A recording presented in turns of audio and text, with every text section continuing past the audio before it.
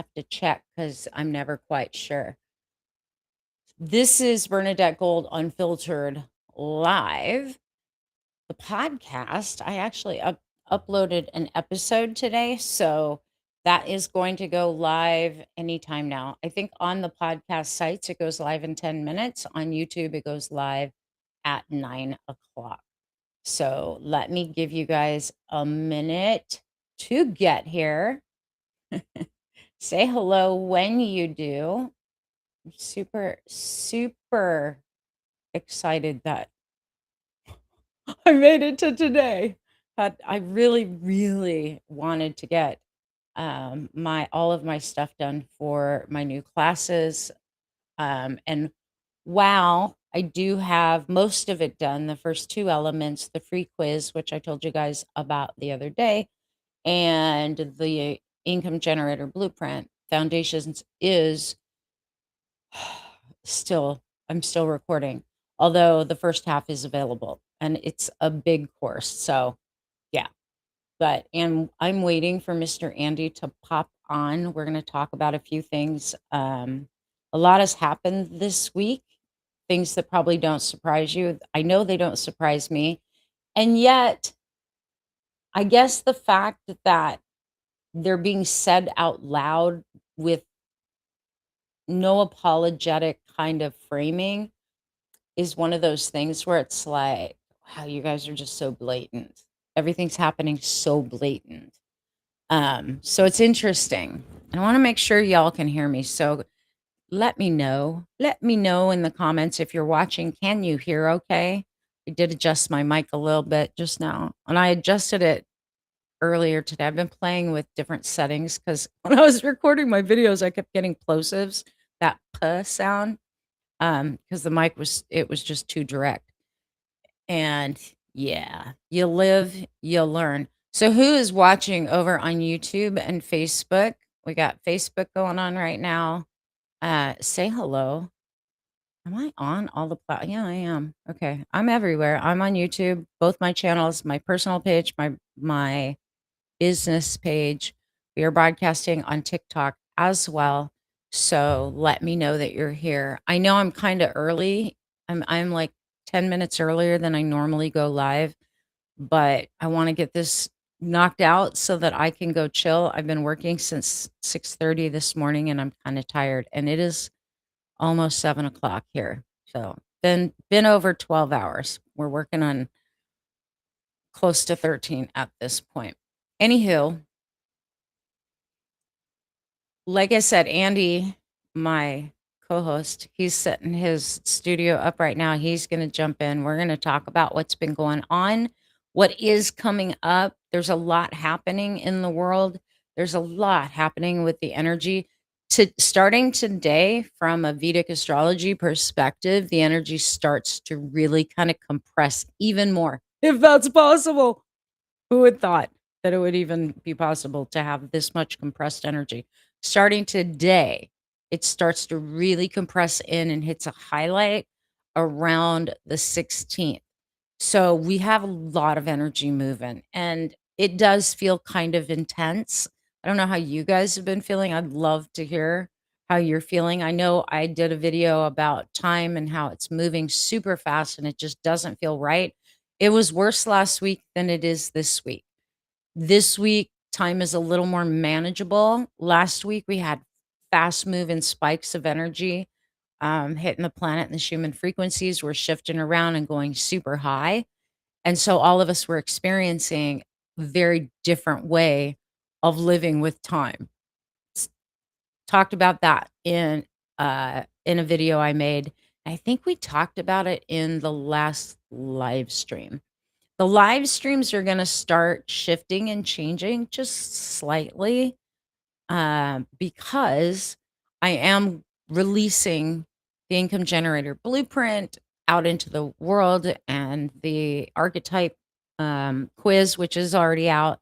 We're releasing that and really launching it this weekend or next Monday. And I promised those people, the people who are doing it, who are in that program, that I would jump on during the day and actually answer their questions live about how to build an income independently how to deal with business and some of the results you get out of your blueprint. And then once we get into the foundations class, how to build a business properly, I'll be answering questions about social media, about marketing, about branding, about positioning, about all those things that are involved in the foundations. So, like I said, the podcast or the live stream is going to be changing. The podcast staying the same. It's unfiltered. Once again, I just released season 2, episode 1, and it will hit and release. It's up on my website, but it has not released yet on Apple and Spotify. It won't release until I think 7 o'clock my time, 5 Pacific. And then YouTube, the video podcast episode releases at 9 p.m. tonight, Central Time. So all of it will be out. That's the first episode of season 2. It's been a bit since I released an episode, but I've been working on 3 projects and been super busy. How are you guys feeling? How are you doing with the news cycle right now?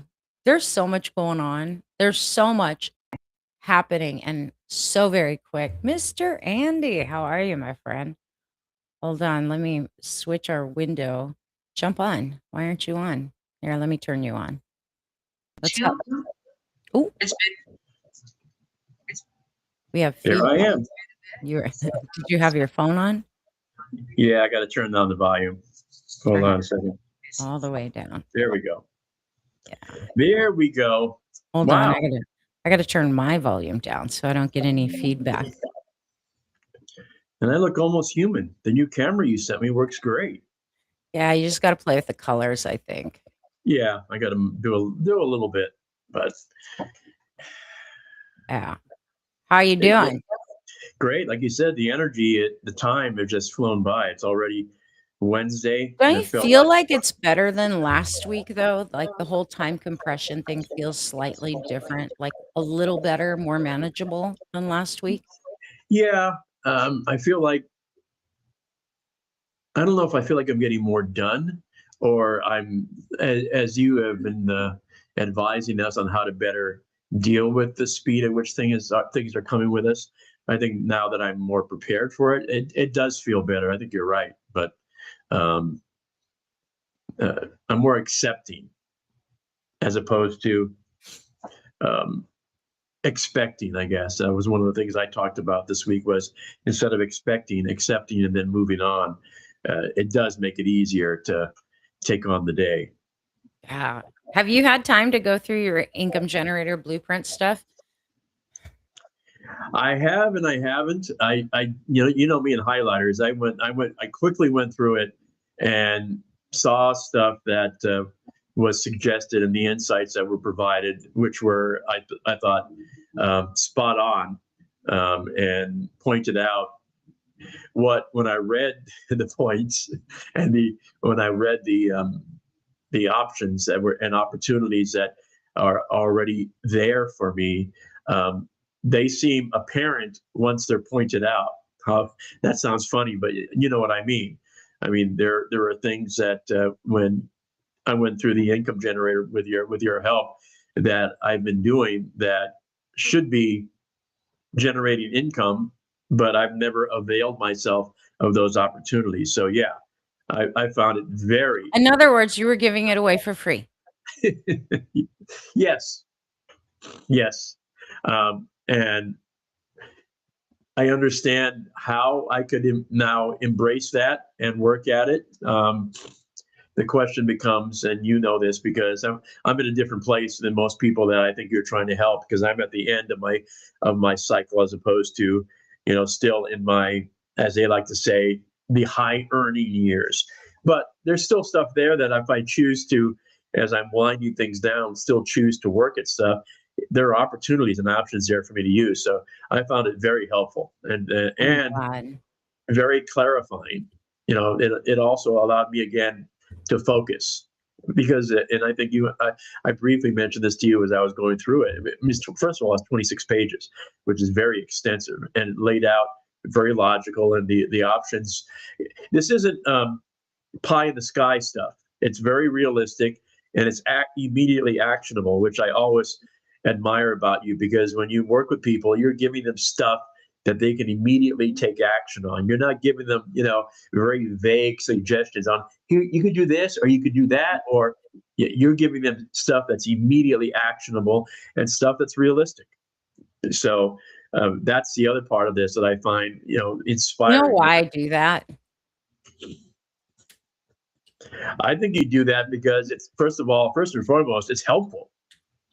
It's that, yeah, but Yeah. it's also because I've spent hundreds of thousands of dollars, on my own personal development and business development and marketing and all the junk that you pay for as an entrepreneur in the digital world, and they don't give that to like, a lot of the stuff they give you is, like, vague suggestions or things you can't really pull off or aren't really applicable. It's half-assed information, and it is not actionable.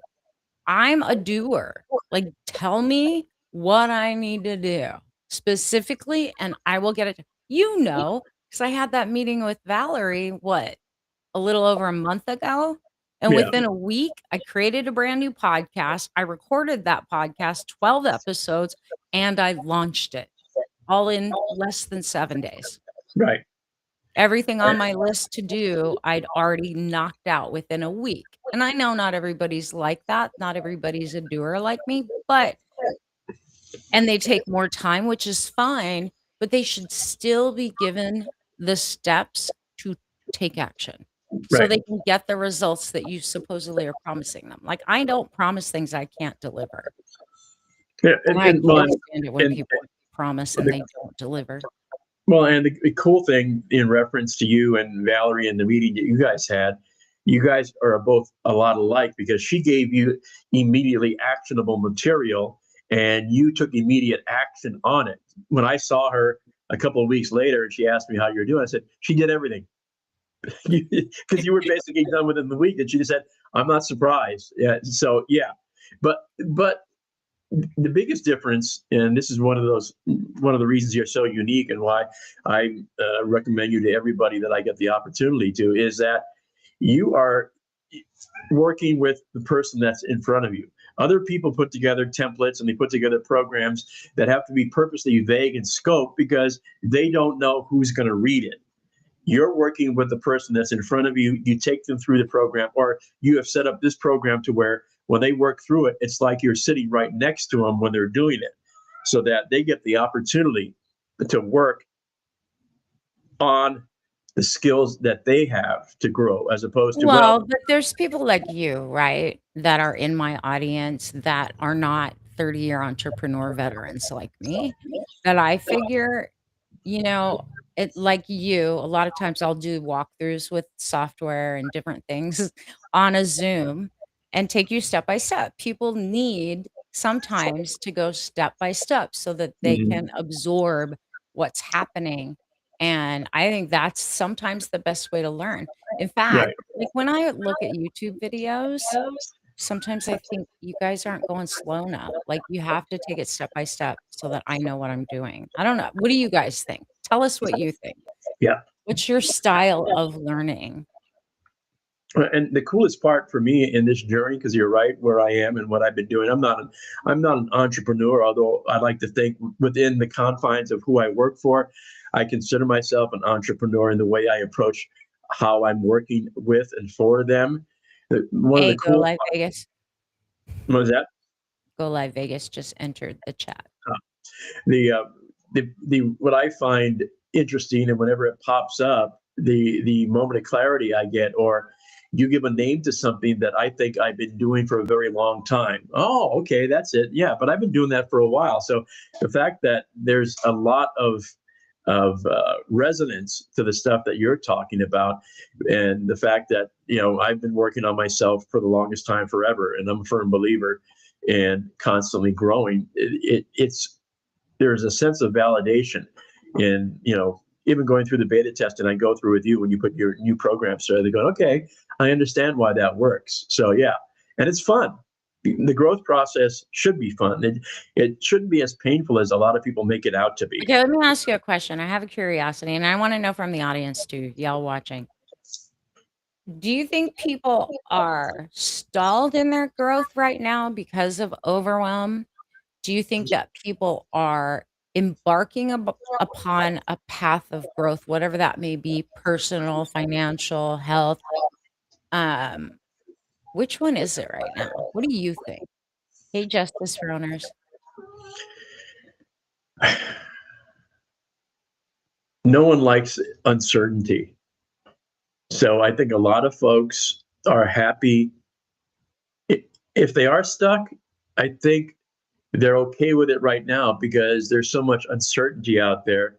They'd rather be where they are, knowing what the limitations for them are before they move into a realm that could possibly be good for them. But at the same time, they just don't know. You think? Sort of psychologically, the bird in the hand, two in the bush sort of deal. I know what my limitations and my devils are right here, right now. But if I venture out this way, it's new and it's uncertain, and that could be tricky for me. Can you see the chat? Do you have your chat window open on your dashboard?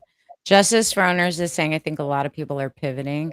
I think so too. I think because it's been necessitated, right? Like people lost their jobs, the layoffs keep coming. I mean, hell, next Wednesday, Meta is due to lay off 8,000 people. Yeah. Like, it's crazy the numbers that they are laying people up. They're saying it's AI. That's not true. No. This is not why these companies are laying off. They're cutting back because of their profit margins. They're And great. That's and the folks at IKEA are a great example. IKEA embraces AI technology, and what did they do when they made it a part of their business? They up leveled the employees. They trained here's the them. thing though with IKEA that my daughter and I were talking about, Brandy and I were talking about. I don't know if you've noticed, their prices have gone up super high this year. Yeah, Like, the same the I have some IKEA stuff. That thing behind me, that Kallax behind me is from IKEA. I think we all own some IKEA furniture because sometimes it's the easiest way to get it here, set it up. yeah, And, oh my god, like, a chair I bought at IKEA maybe 7 years ago, 8 years ago, that chair now costs I paid $50 for the chair, I have 2 of them. You sat in it, the one in my yeah. bedroom. That chair is now 150. Well, my immediate thought on that is tariffs because it's a That's what I country. was thinking too, but still, Justice Runners is saying, or they're adding side hustles, which may turn into a full-time thing. I think a lot of people have multiple side hustles. I've One got of the one. things I Yeah, always teach is multiple streams of income. And that doesn't mean you have to do multiple things. But like think of it in terms of this. And this is not a niche thing. This is literally the best way to ensure recurring revenue. You have like I'm a coach, right? I have my private work. That's not recurring.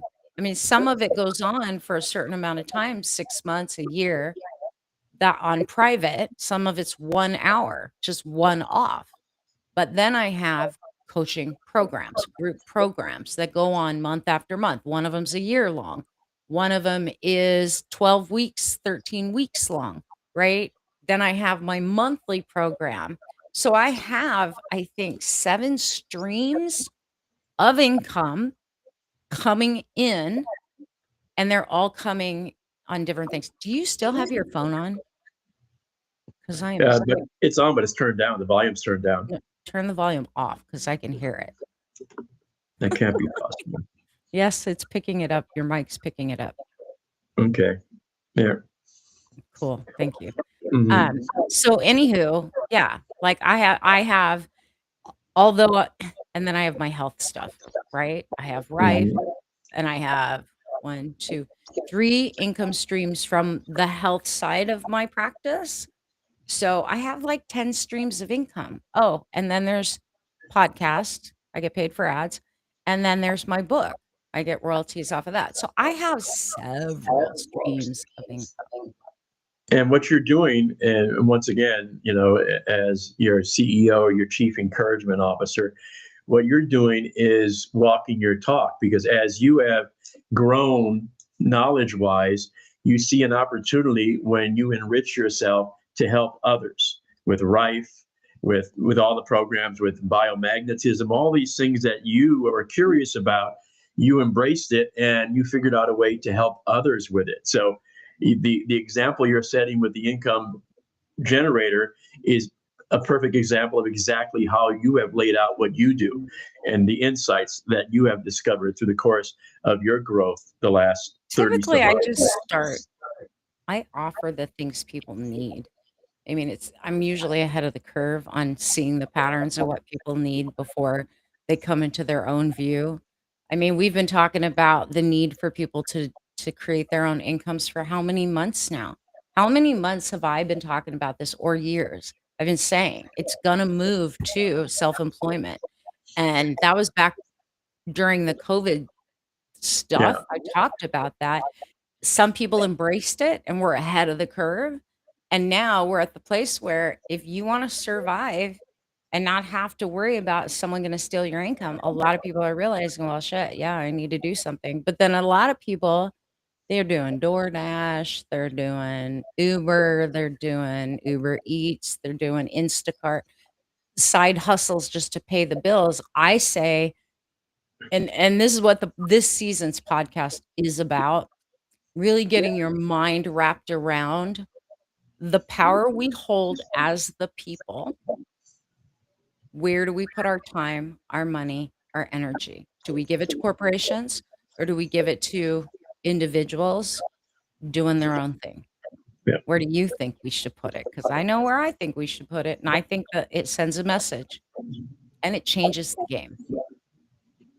When you begin to focus in on that and make that part of your energy, and I think you and I have spoken about this before, like when I do eat out, although I'm eating out a whole lot less because of my new meal plan and stuff, when I do eat out, I purposely focus in on mom and pop businesses as opposed to, and I know that the argument can be made, even though it's a franchise, whatever the business may be, that money stays here. Well, not always, because franchises pay a franchise fee to the corporate mom and pop. So there is money that leaves the market. A mom and pop, say a restaurant where I know the couple and they know me, that money stays here.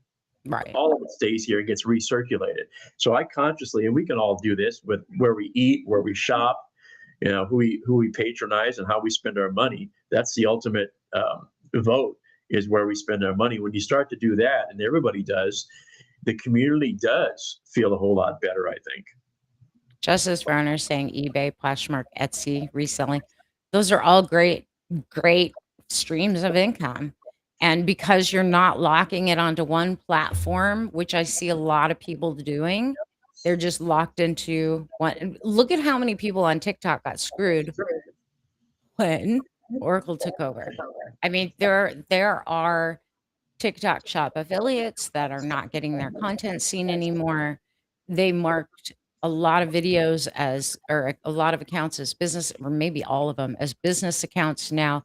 So you're not getting the views. Their sales have dropped tremendously. Creator rewards are down.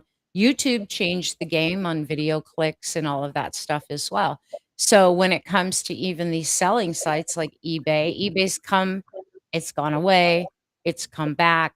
Like, L truly, you can't just put it Yeah. on one platform either, and I hope people understand that.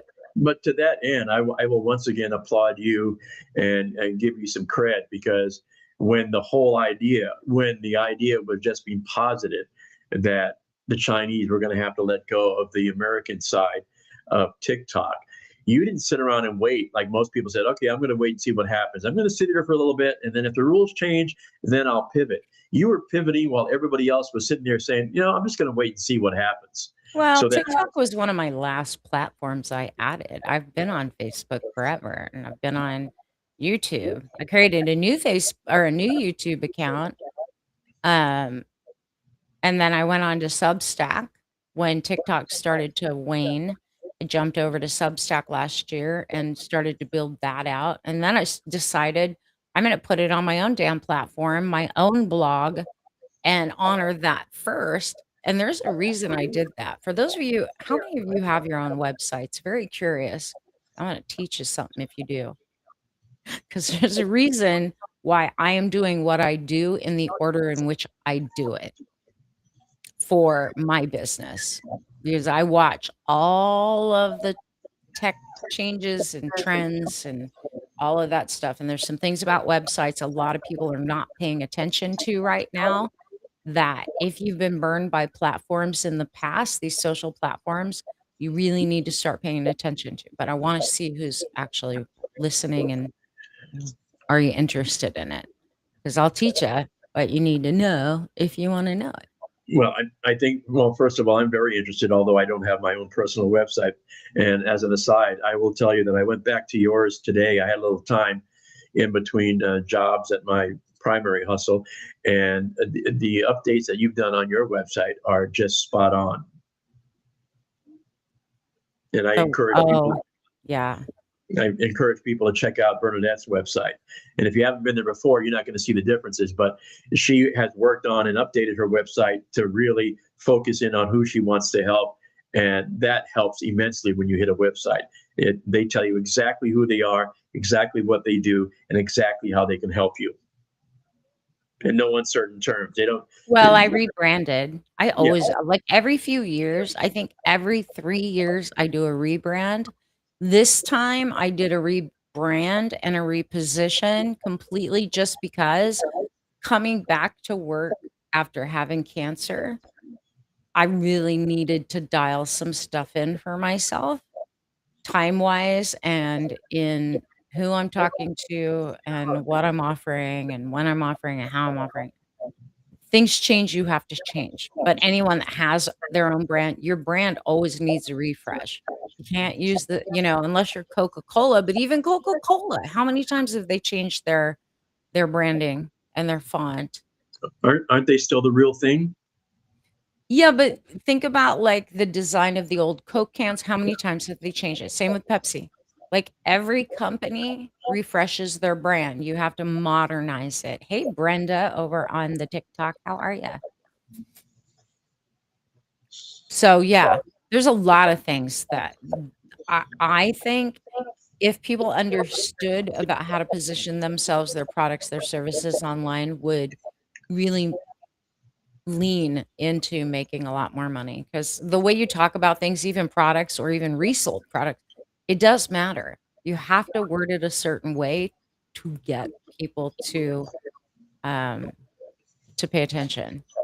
And this is probably the best lesson that one learns when you're trying to figure out who your audience is.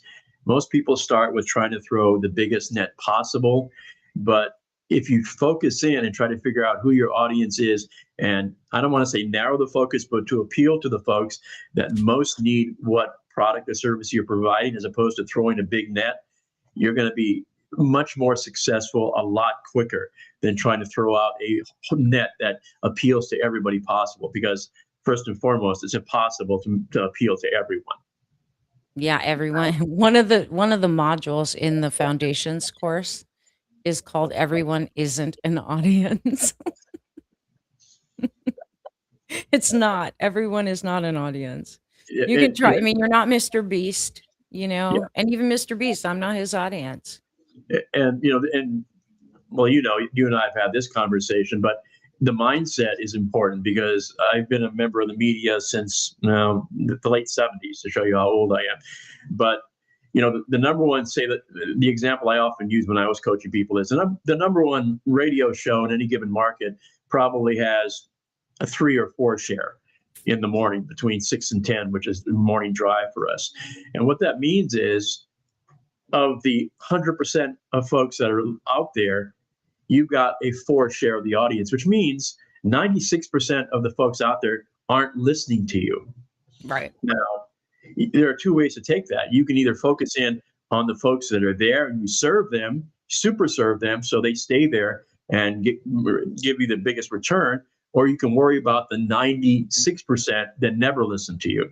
And once you get into the mindset of serving the folks that are there it's infinitely easier to be successful and have a good attitude when you're trying to super serve the 4% of the folks that listen to you, as opposed to the 96% that aren't listening to you. No, everybody. I mean, even at this rate, the way I make content, I talk a lot about politics. I've never talked about politics as much as shit. I wasn't into politics.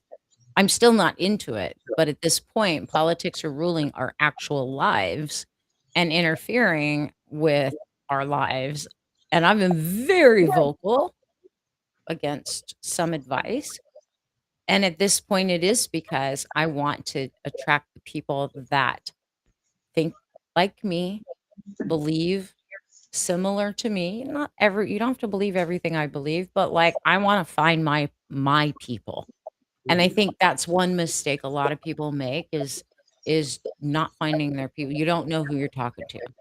You really don't. Like I don't care if red hats don't listen. I don't care if they don't become my clients. I don't want to work with them. They're very selfish people. Why would I want them as my clients? Yeah.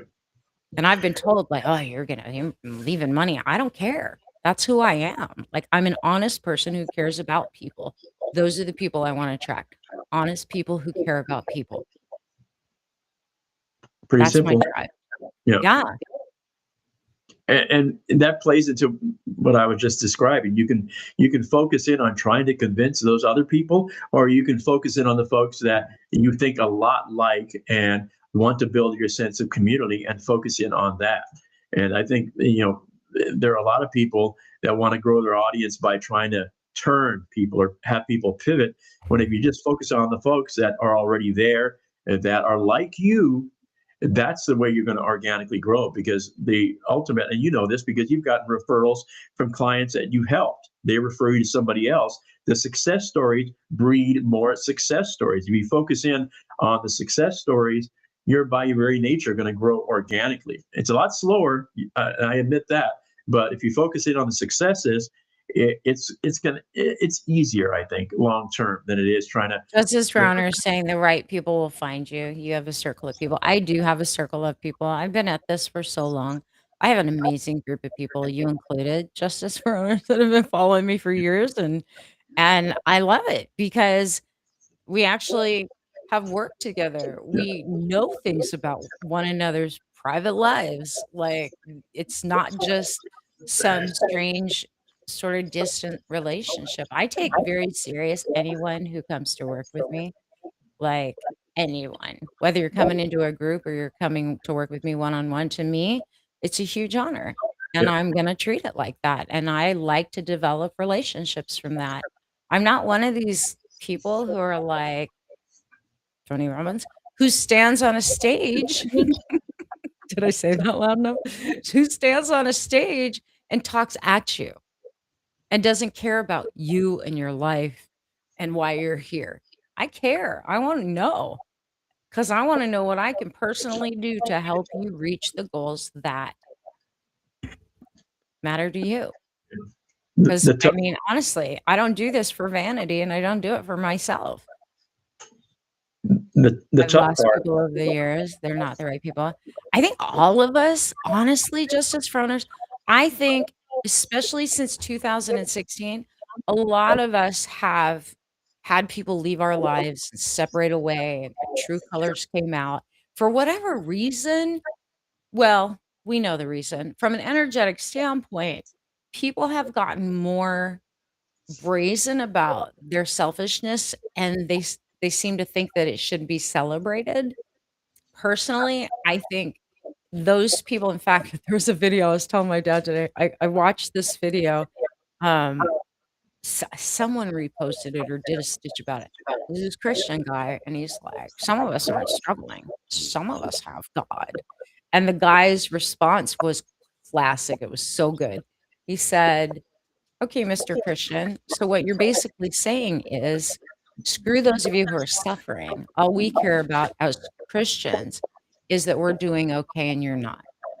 That all you managed to do was prove how selfish you are and how ungodly You are. And I thought, you know what? That was probably one of the best videos I saw today. So I closed my phone after that. So I was like, "It's good," you know? But here's reality. There that guy has his following, his crew, the one who did the original video. Those aren't my people. Yeah. And for me, I'm grateful that they put videos out so that I know, don't go there. Don't There, go I there.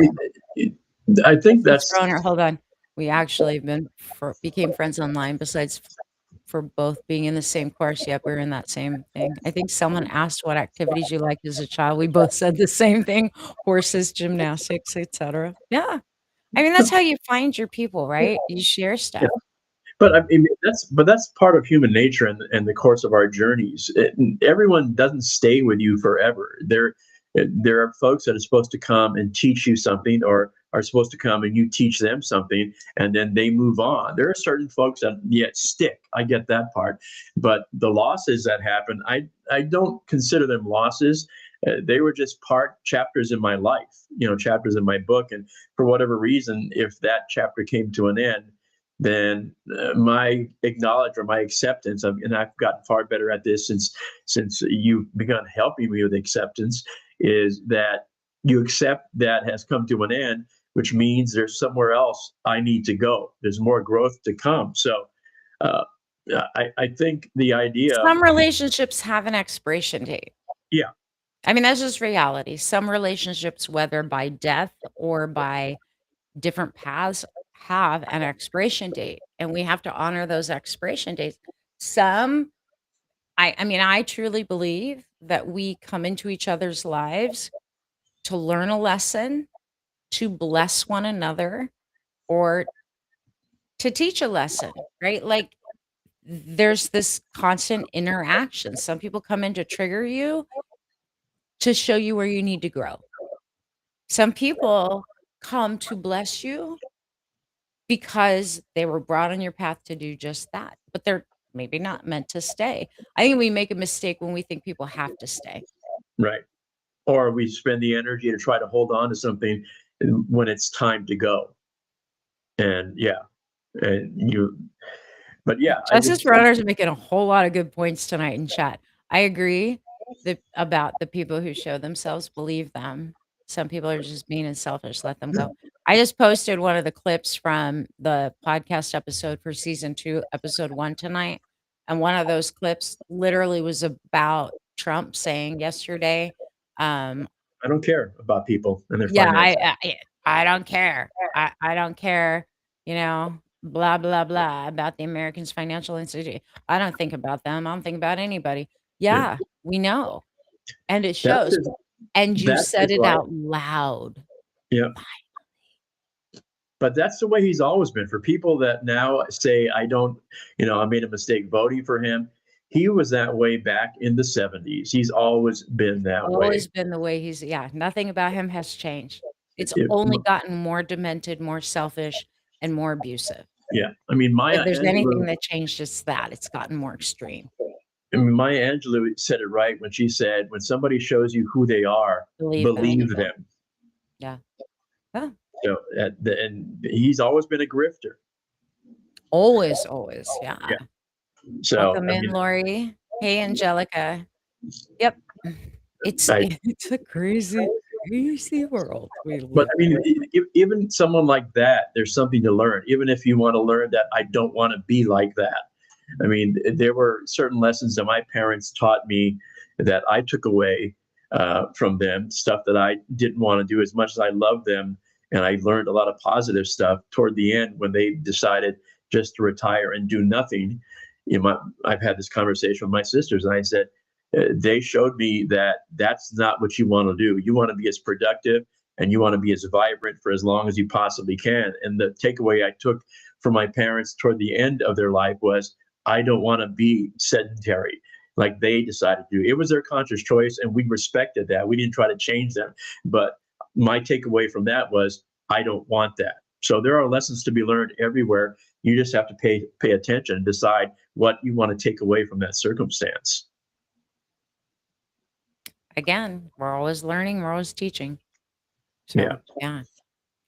Um, Yeah, so I was telling Andy, I've been adjusting this foundations course, the business foundations follow-up course to the income generator blueprint, which he did already. Um, and it's a monster. I had to take some of the modules out. I removed, let's see, I think, what did I say? 10 lessons? Yeah. 2 mod 3 modules. 10 or 15 lessons, I think, came out. I had to remove some because it was just getting too much for people who are just starting businesses, but I'm trying to not leave anything out. Um, the first half of that course is up, it's ready, and it's released. So if y'all are looking at starting something new, I'm gonna tell you before you even think about foundations, go do the income generator blueprint. If you haven't taken my free archetype quiz, income archetype quiz, you should go do it because it's highly accurate. Justice for Owners, did you take that? I can't remember if I saw your name come through on my list. Um, Brenda, I know you did. Who else? Angelica, I thought I saw your name come through too. Was it accurate? It, Tell me in the chat, was it accurate? it is not only accurate, it is fun, and it makes you think because although the answers are multiple choice, the answers get you to think before you choose one of Pick the one. answers. Yeah, and I literally had to iterate that quiz and the answers and then the scoring, the weighting 3, 4 times. I think the quiz went through 4 iterations. You did the one Mhm. from the email. Was it accurate for you, the outcome? I only have 1 quiz out right now, the income archetype, so you must have done it. I don't know if I saw your name come although I haven't been checking my emails. You've been I've busy. been busy. I've been busy. I was curious if it was accurate for you. Everyone I've talked to so far has said, "Oh my god, really accurate." But, there's always that one that maybe come back that wasn't accurate. I don't know. I'd like to hear from those of you who've taken it. What If you haven't what taken it and you wanna know, basically the income archetype quiz, it did tell me a few things about how I operate. Ah, interesting. So the income archetype quiz tells you currently if you have what it takes to earn your own income and what income archetype you are.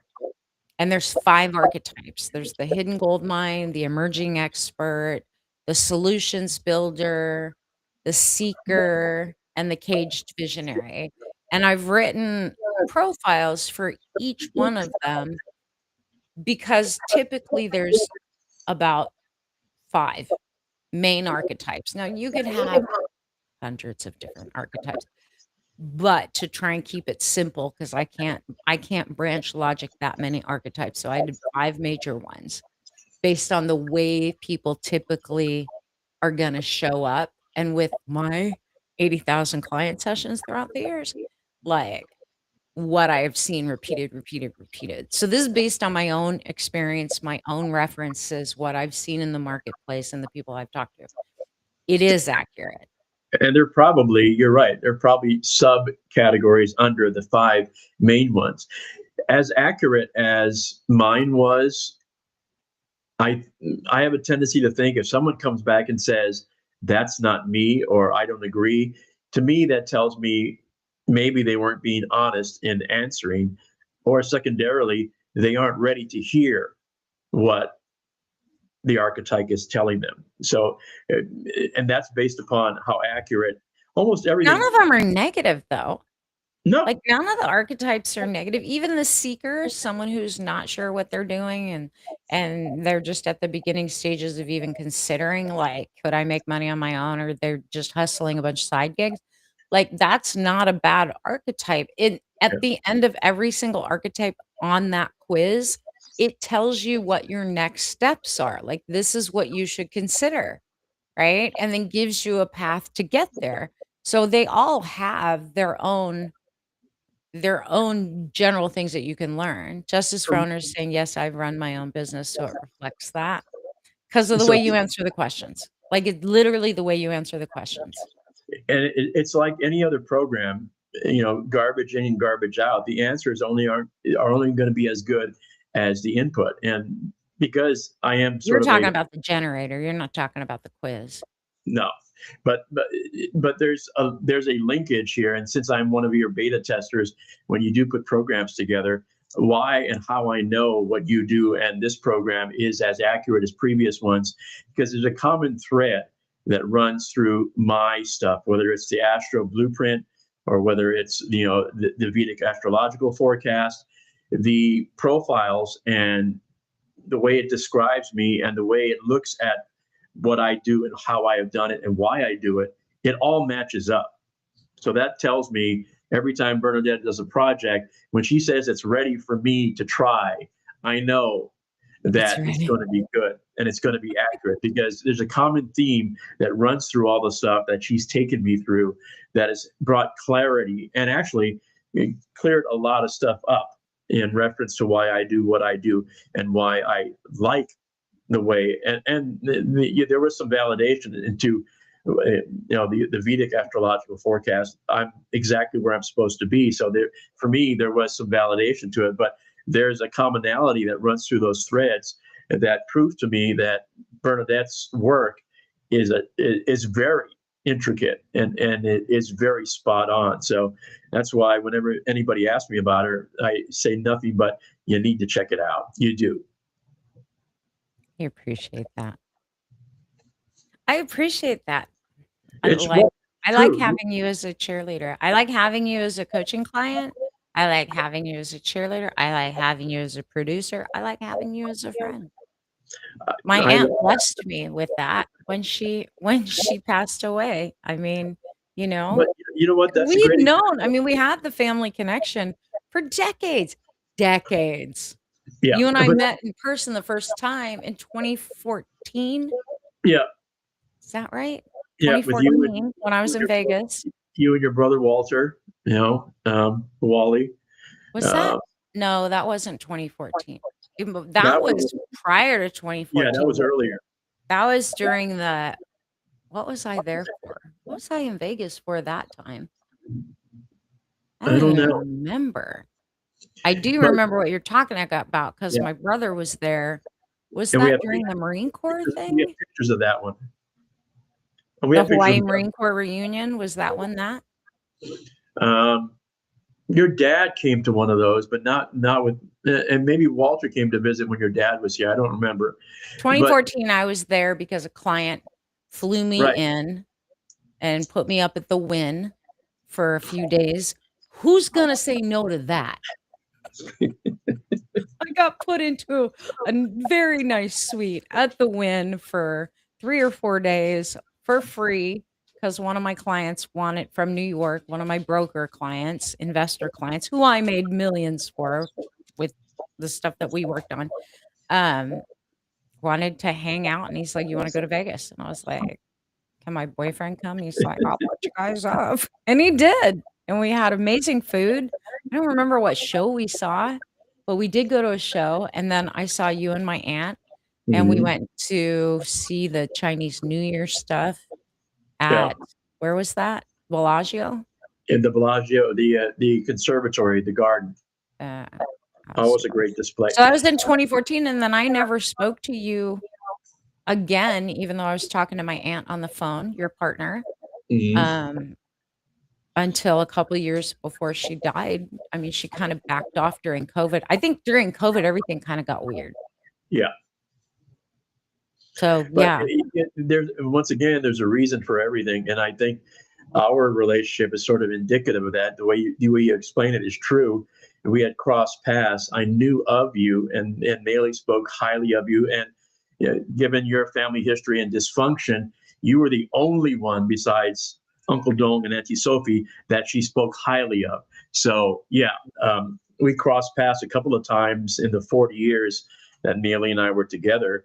But I knew you had a connection with her. So when Maley did pass away, you were one of only two people on her side of the family that I personally contacted. In fact, you were the first one on her side that I personally contacted. And it sort of tells the story about how people, you can't force things. People move in and out of lives. And At the it right was meant time. to be here at this time in this place that you and I were supposed to connect. And Maylee made And that then possible. coincidentally, his sister moved to San Antonio area at the same time I did in 2020. How weird's that? Just as Yeah. far as saying you can't say no to a suite in Vegas, not when it's the Wynn. They have the most comfortable blankets and pillows and beds. The Wynn's so sweet. I would never pay to stay there the rates that he paid, but I enjoyed it. Not gonna say I didn't enjoy it.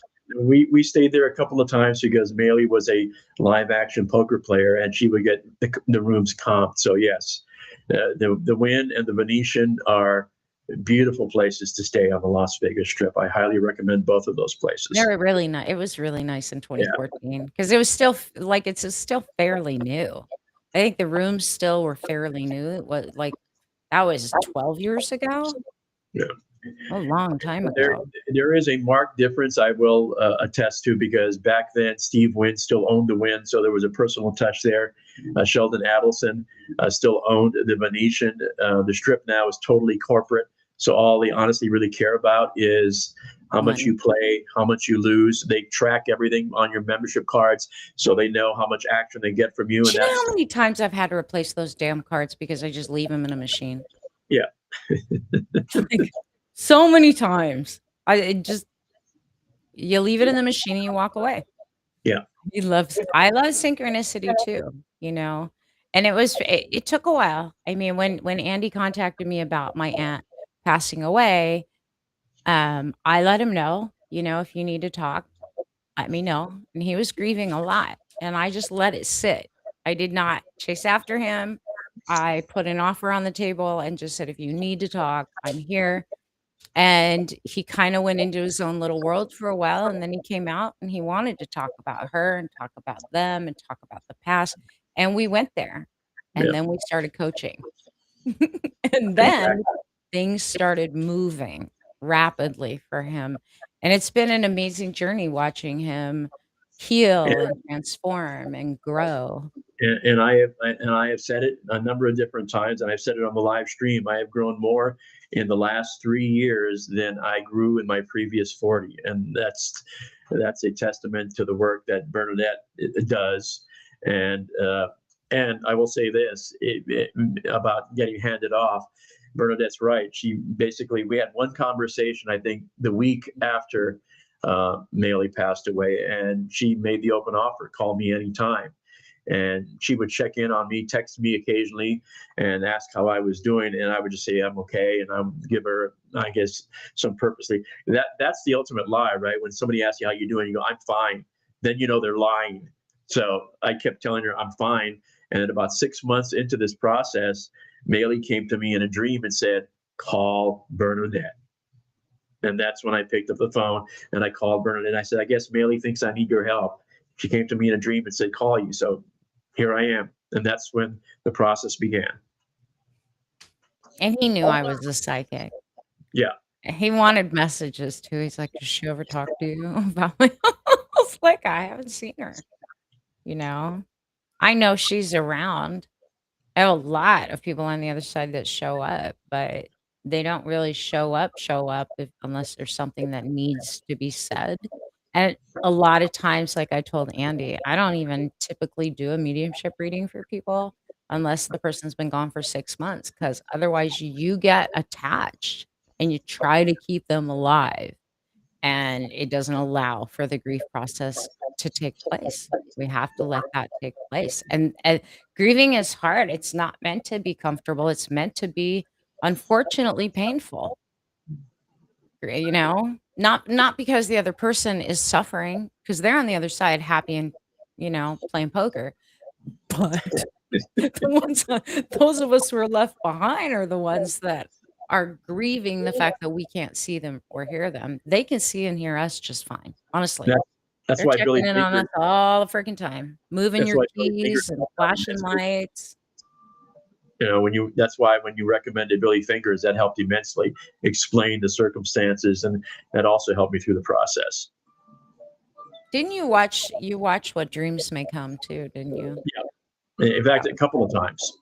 I love that movie. It's a Y'all well wanna done. know my all-time favorite movie to the point where I have 2 DVDs of it, is Robin Williams' What Dreams May Come.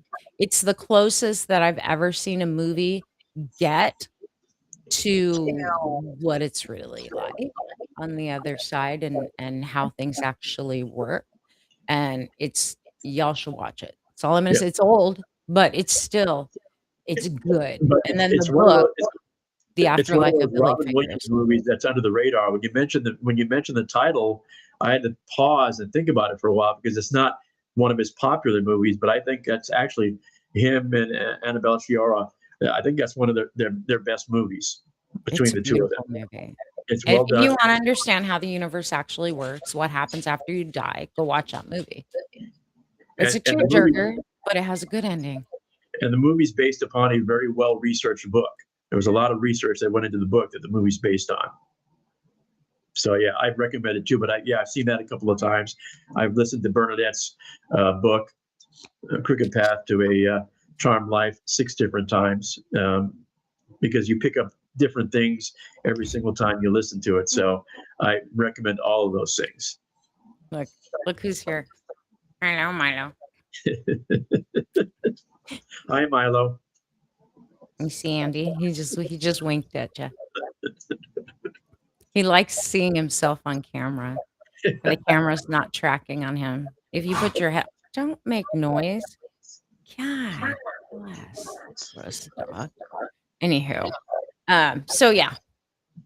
Look, y'all, we are going into some interesting times in the upcoming months, and I wish I could tell you that come June things were going to settle down. I think things will settle a little bit in some ways. May is setting the stage. Like how we get through this month and how we got through April gives us a pretty good indication of what we're going to be looking at for the rest of the year.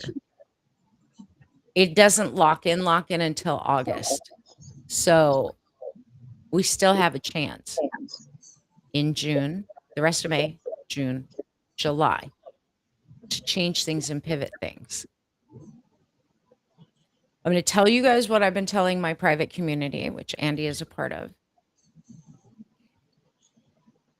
Either you make changes that you're being pulled to make, but maybe you're too afraid to make. You make them consciously, deliberately on your own, or you're going to be dragged to make those decisions. They'll be made for you. And that goes for, let's just say, humanity in general.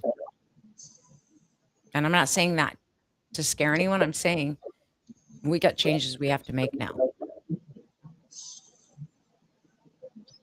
Some of you, you need to think about starting your own side gig. If you have a job, don't quit the job. Build it something on the side. If you have a government job and you need to get out now. Check your runway. How much money do you have? How many months can you go? Start building connections now before you quit. But literally, like the government's, what we saw happen over the last little.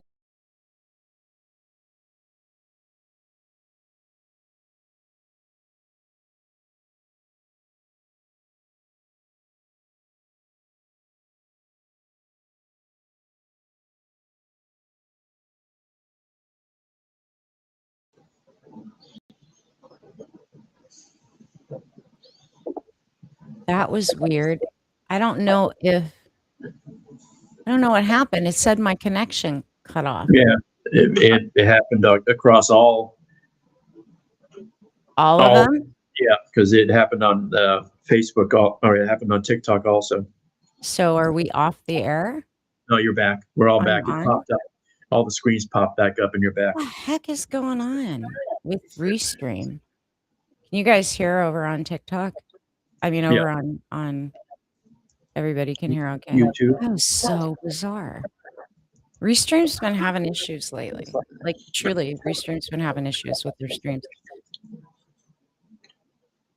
I know, I talk about the government, I cut out. So, no, for real, y'all, like, Somebody's listening. they're always listening. I swear, they're always listening. I know, I'm back now. It just said, like, "Oops, lost connection." The minute I started talking about the government, boom, stream gone. I didn't say anything bad, I was just saying if you have a government job. Oh, yeah, I was talking about what we've seen with government, agencies just being shut down and deleted, literally delete, and there's more coming. So, I know a lot of people, and I'm working with people right now privately that are leaving their government jobs. They never thought they would, but because of this administration, they have to. How sad is that? But doesn't mean that you can't make better income in the private sector on your And own. for those of us that have been a part of Bernadette's private community for the last couple of years, she's been talking about this and warning us, for lack of a better word, about the deconstruction that was going to happen. This conversation with Bernadette began 2 years ago. So, for those of us that are in that circle, we're not surprised. We may be surprised about the decisions that we have to make. And some of it depends on your perspective, right? Because there are those of us that, as funny as it sounds, are thankful that Trump is as big a jerk as he is, because his transparency is showing what we need to do to change things and deconstruct and rebuild what we want, the concept of what we want as a government going forward. So, although at this point we're unhappy with him, I think we have to also be thankful that he's a big enough idiot to be so transparent. He thinks that he is going to get his way. He's not. But we have to embrace the change that is going to come our way. And Bernadette's been talking about that for the last 2 years.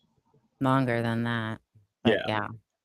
Consistently online for the last 2 years because I'm just not having it. I'm not staying quiet through all the crap that's going on. Justice Roan is saying I've been feeling it, so could see it coming too. And for the people that are waiting, that are still applying to jobs and you're running out of money or your unemployment's running out, stop waiting. Like, find out what you can do on your own. I'll show you guys. Let me see if I can make this smaller so it fits. Um, I'll show you. Let me see. Okay, Yeah. Take me off and put it on the screen. okay. Hold Yeah. on. There you No, go. we're just gonna drop down. So, after you take the blueprint, right, or the quiz, after you take the quiz, this is where everybody needs to go. Take the income generator blueprint. It's $147, but this is inside the course. These are all the sections.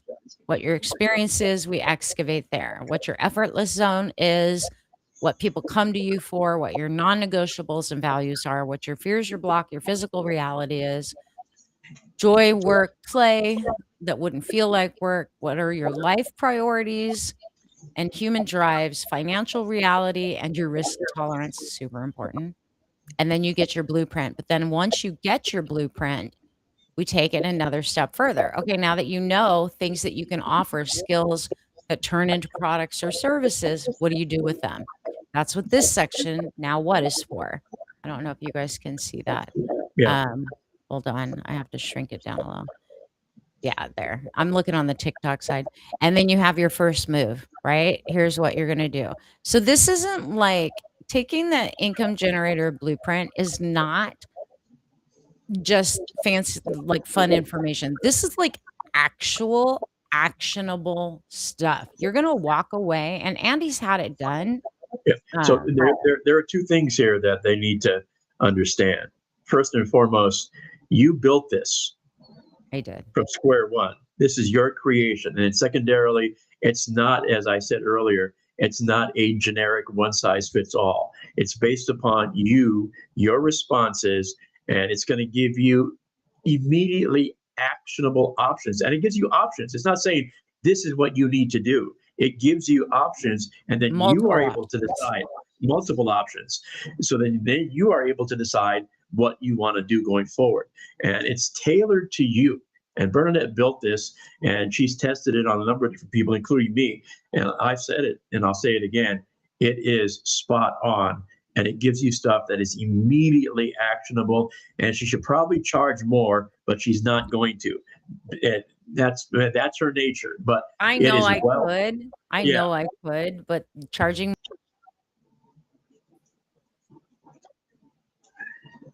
this is because I think we, it's losing is why does it keep losing connection? I Anywho, know you're I back. built it because Spirit said people are hurting right now. People are trying to figure out, why am I not getting callbacks from all of my applications? Why is there no jobs? It's like, okay, well, stop waiting for a job. I went through this, y'all. I went through this back in the 90s as a single mom with a little kid living on my boat. And the company I worked for got shut down by the FTC, FBI, SEC, even the US Postal Department. Like, The they whole all alphabet, came in the guns whole alphabet shut blazing. you down. They did, because my boss was running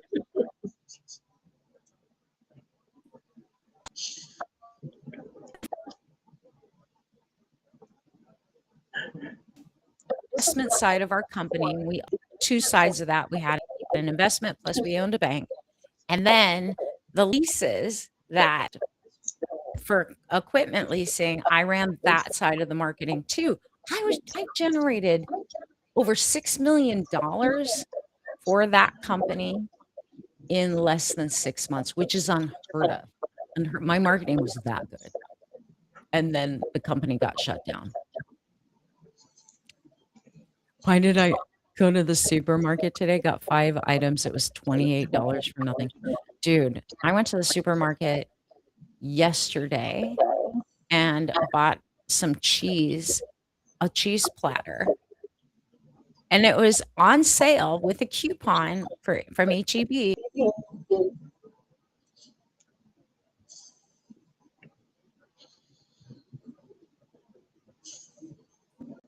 Then I gotta go. It keeps. Are we back? Yeah, we're back. And it appears to might. It's back. I don't know what's going I on. was gonna say, Something's could it up be with the internet, could it be people, and it's Spectrum? not my internet. It's actually the streaming platform. Anywho, I get to the checkout and he charged me $20. Boar's Head cheese next to mine was 16. I was like, this shouldn't cost $20. It said $13.99, and here's the coupon. And he goes, well, you're welcome to go, take a picture of it, and then I'll price match. Price match my ass. That was your advertising. I went my happy ass. I made that cashier wait, walked to the deli, took a picture, brought it back, and he goes, oh, I see what happened. They labeled it wrong. They're charging you for a meat platter instead of a chip. I said, that is fully on you people. And my dad had it happen with shrimp the other day. He went to buy me some shrimp, the little shrimp cocktail. Mhm. And they were trying to charge him $29 for something that should have been $8. And they go, oh, sorry, it was mislabeled. 2 times in a week it was mislabeled, and not for the customer's benefit. No. My side hustle is in e-commerce at a local grocery store, a well-known one, but that is rather commonplace. And that's why, as a shopper, even before I became e-commerce, I would always, when I was checking out, watch the register to make sure that the prices were accurate, because they often aren't. Let's just put it that way.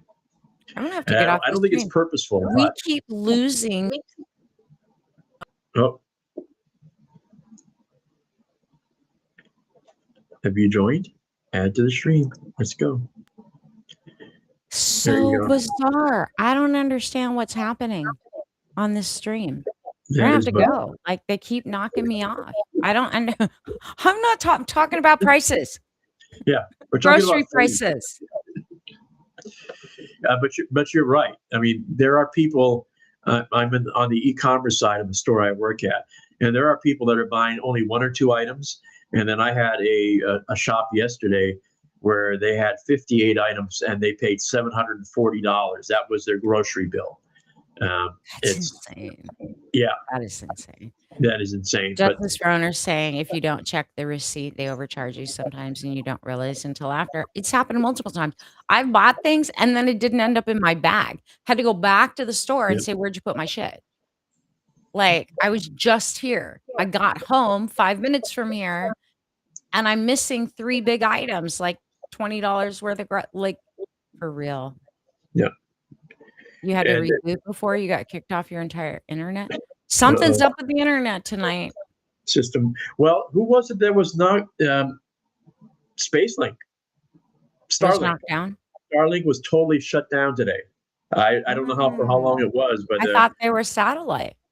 yeah, and I thought they were. That's the reason that they couldn't be whatever it was, but the whole system was down. I was earlier this morning. I don't know. I can't remember exactly what time, but Starlink, the whole system was down. Yeah, Don't kick us off. We still believe he brought prices down on day one. The economy is great. We're buying that. exactly. Leave us on the air. We'll say whatever you want us to say. We The price believe of in gas. you. The price of gas has gone down. I'm enjoying life. Thank you very much. We're not suffering. No, not at all. Love the fact that I don't have health care, even though I'm not even a year in the clear with cancer. But hey, keep doing you, orange buffoon. Go ahead, cut me out. I don't care.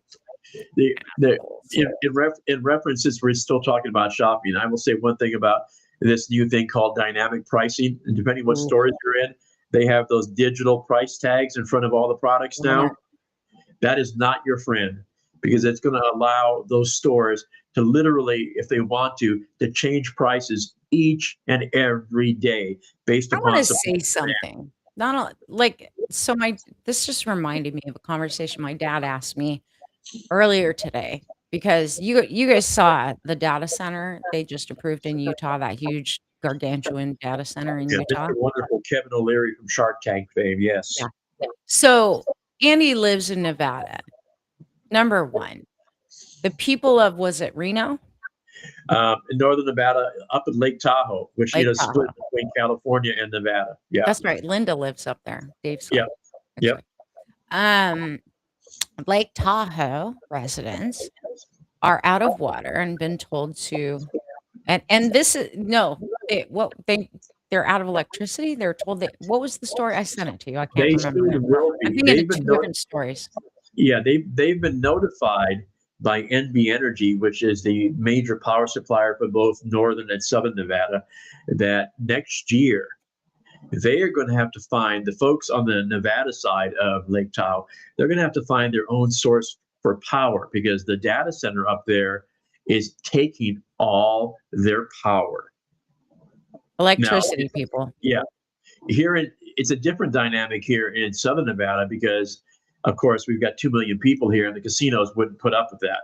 The folks, the data centers here, and the server farms that are primarily owned by a big company called Switch, they already have put together their own energy plan that is separate and distinct from Nevada Energy here in southern Nevada, so that we're protected.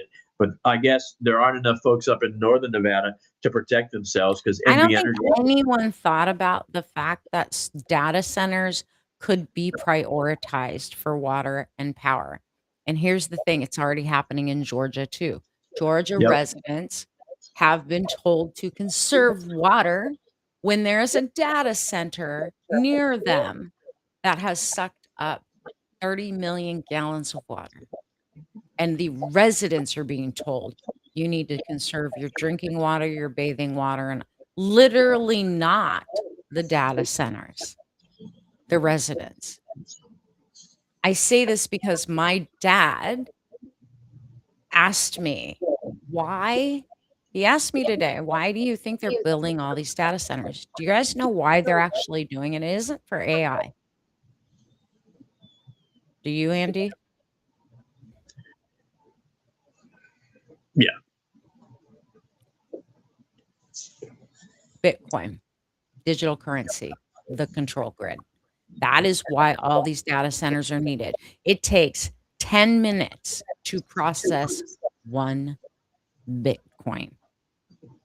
10 minutes of processing power per 1 Bitcoin. If we go to digital currency, why do you need so many big, massive data centers? They want to go to digital currency. Then they get to control who has not. Number one, go watch Catherine Austin Fitts. Number two,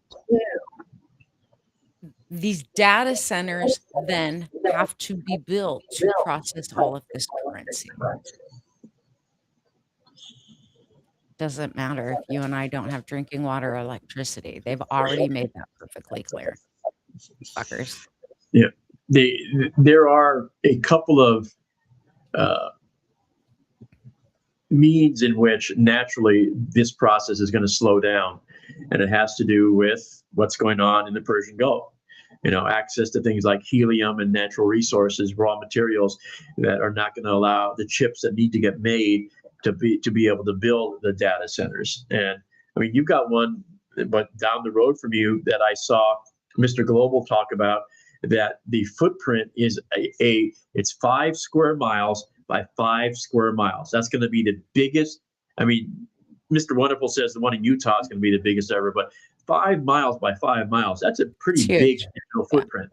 It's huge. Justice Fronter said Bernadette's been saying get solar, and we also need water filters at home, and you need barrels. You need catchment systems, not just filters. Like they have those Vivor water rain barrels that will catch water.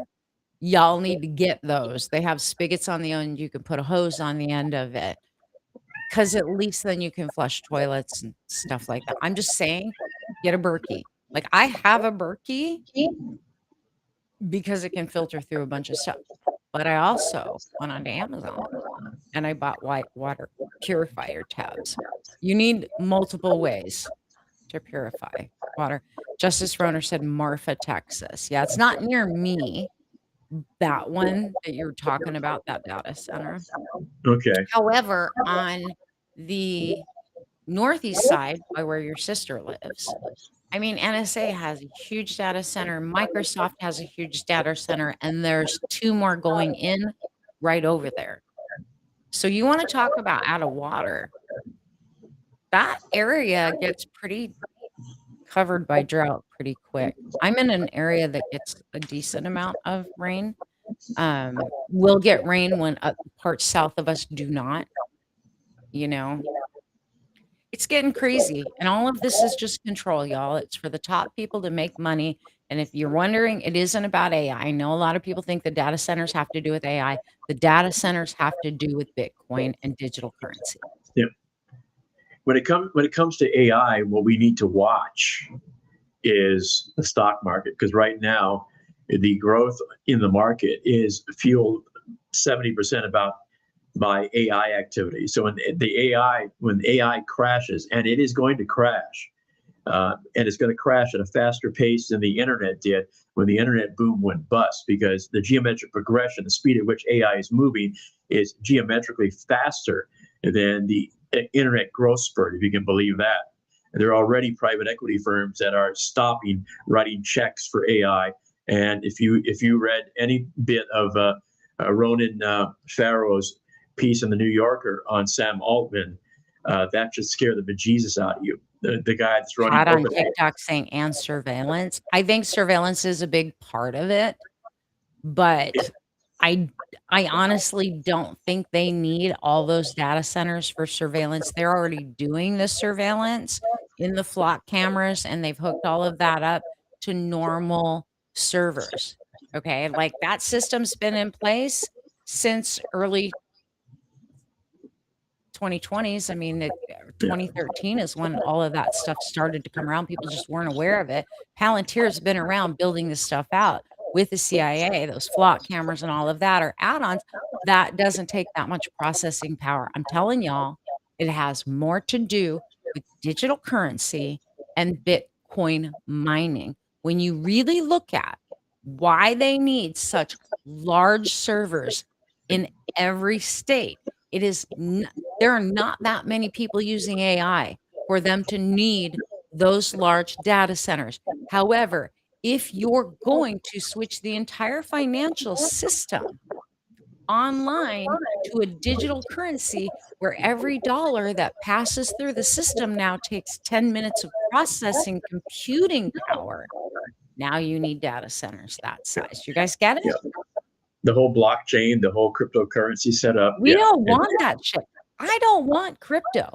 No. I don't want that to be our lives, because that is when authoritarianism, dictatorship has full control of who gets to eat, who doesn't. They just get shut your account down, disappear it. And I don't care what they say, there's no way to track it. Number one. Number two, it's backed by freaking nothing. Yeah. Nothing.